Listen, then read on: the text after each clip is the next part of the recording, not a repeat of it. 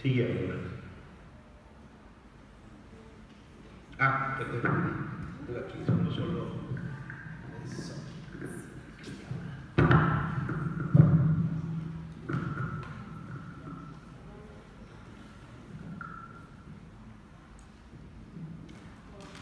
Buenas tardes. Vou falar em português, porque não falo espanhol, então acho que vou falar devagar para que todos possam entender. Primeiramente, queria agradecer ao professor Robles pela oportunidade de estar aqui apresentando um pouquinho da nossa teoria do construtivismo lógico-semântico, que guarda muitos pontos de conexão com a teoria comunicacional do direito. Nós trabalhamos bastante com a teoria comunicacional, estudamos muito e admiramos muito o trabalho do professor Robles, então é uma satisfação muito grande para mim estar aqui. Bom, o meu paper foi sobre o direito como texto, né, e o que significa olhar para o direito como texto. E eu acho que o principal ponto de aproximação do construtivismo e da teoria comunicacional do direito é enxergar o direito como texto, é ver o direito como texto. O professor Paulo de Barros Carvalho, que é o precursor do construtivismo lógico-semântico no Brasil, disse que o direito é linguagem, né? E o professor Gregório Robles, o direito é texto. Então, texto para nós, linguagem para nós é sinônimo de texto. Então, nós partimos do mesmo pressuposto, o direito é texto.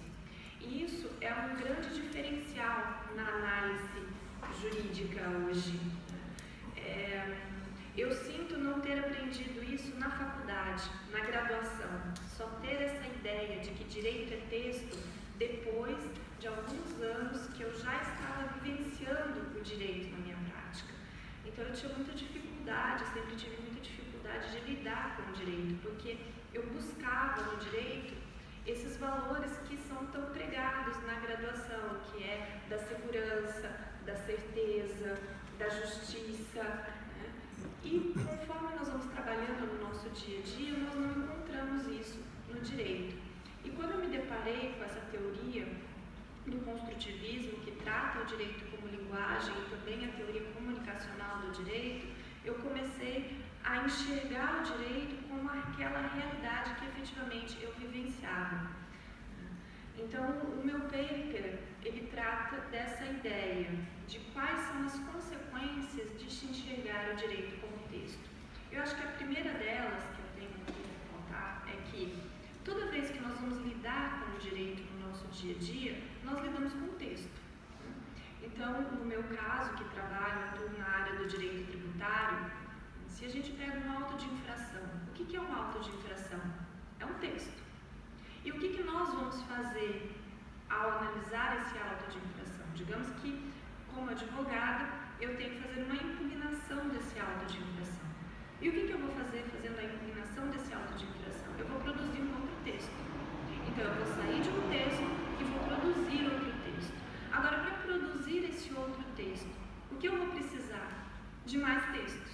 Né? Então, eu vou olhar para a legislação. E o que eu vou encontrar na legislação? Texto.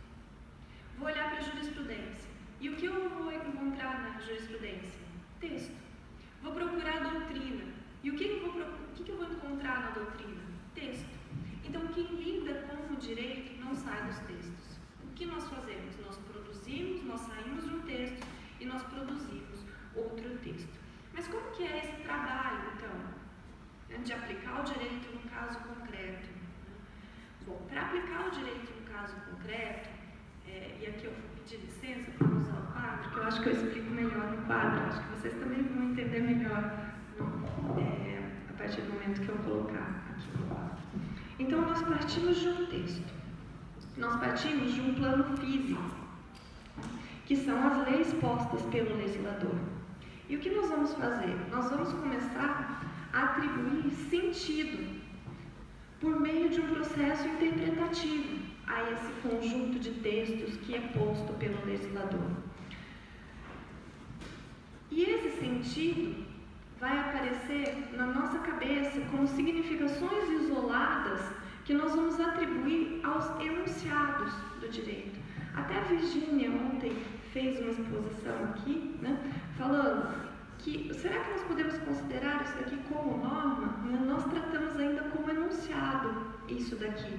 Né? É um enunciado, é sinônimo de frase, que nós vamos atribuir um sentido a esse suporte físico.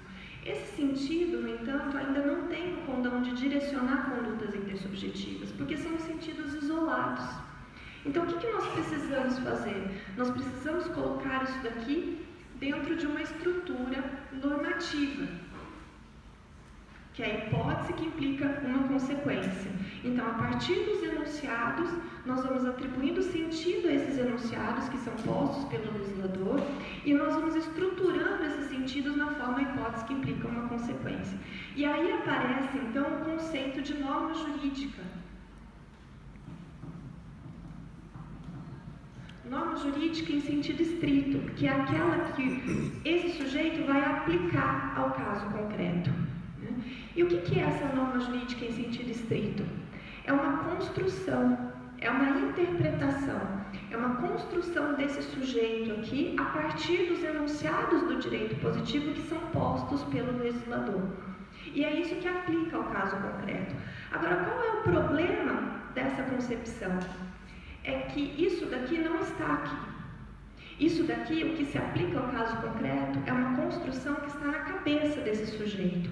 E se está na cabeça desse sujeito, está condicionado pelo contexto que ele vivencia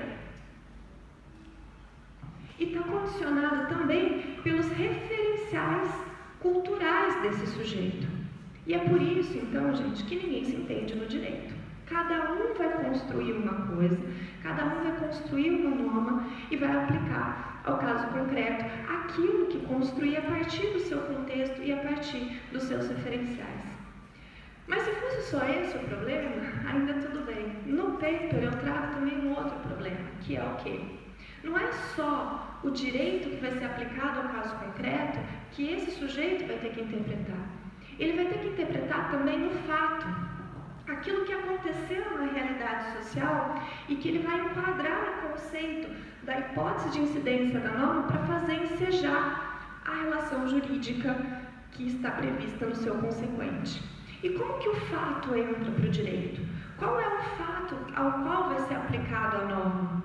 O fato também vai ser uma construção. Esse ano, aliás, o ano passado, eu tive a oportunidade de atuar no Tribunal Administrativo Federal. E lá eu vivenciei que o mais difícil não é identificar a norma a ser aplicada ao caso concreto. O mais difícil é você construir o fato, é trazer o fato da realidade social para o mundo jurídico. Como é que esse fato ingressa no mundo jurídico? O aplicador do direito, ele tem acesso a esse evento, aquilo que aconteceu? Não. Ele tem acesso a quê? Ele tem acesso a uma linguagem, a um texto também. Então, os fatos chegam ao aplicador por meio de textos. E não, o aplicador não tem acesso ao fato, ele só tem acesso ao texto. O que a gente chama do quê? De fato alegado. O fato alegado. E como que ele vai saber efetivamente que esse fato alegado existiu? Ou que esse fato alegado corresponde ao evento, aquilo que aconteceu no mundo fenomênico? Ele nunca vai ter acesso, ele nunca vai saber. Então a verdade material, aquilo que chamam de verdade material no direito, é inatingível. O direito trabalha com uma verdade formal. E o que é essa verdade formal? É a relação desse fato alegado com as provas admitidas no direito. Então, o sujeito, na hora de aplicar o direito ao caso concreto, ele vai fazer o quê? Ele vai construir a norma a ser aplicada e também ele vai construir o sentido desse suporte físico aqui, que é o sentido do fato. E ele vai dizer qual é o fato que aconteceu no mundo jurídico e ele vai fazer incidir a norma em cima do fato que aconteceu no mundo jurídico com relação àquelas provas que ele elegeu, né, possivelmente dentro do sistema e a partir da interpretação que ele teve do fato alegado. Para ilustrar isso, eu até trago uma situação passando no nosso país hoje, no Brasil, né? Nós temos vários problemas políticos e, dentre eles, tivemos um impeachment, né, da nossa presidente. E o que a gente pode ver, sem aqui eu colocar uma consideração política, mas uma consideração jurídica, é que as duas argumentações, tanto aquelas que eram favoráveis ao impeachment e aquelas que não eram favoráveis ao impeachment, se baseavam no direito. E todas elas, e ambas, as duas, encontravam fundamentação jurídicas competentes, aptas. Né? E qual das duas está certa? Qual das duas está errada? No final das contas, quem vai dizer é aquele que tem o poder de emitir a linguagem jurídica competente para o caso concreto. Né? Nós também temos hoje uma discussão, né, com relação ao presidente atual, né, provas que que foram entregues por um empresário, né, mostrando que ele está envolvido com corrupção. E a prova é muito evidente. Então,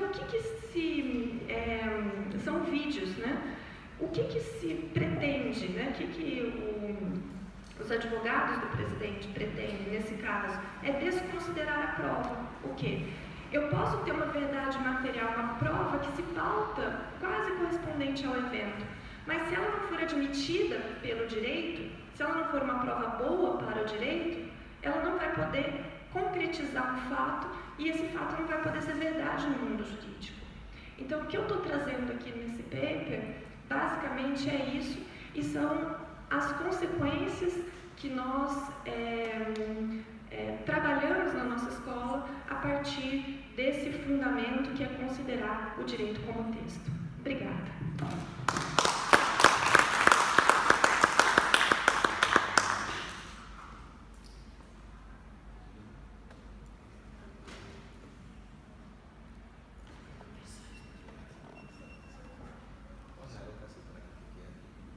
Bueno, le damos gracias a Aurora.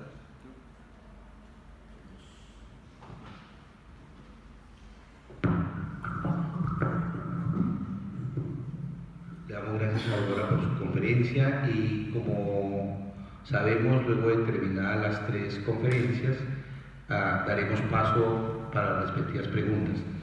Vamos a darle paso a la profesora Marta para que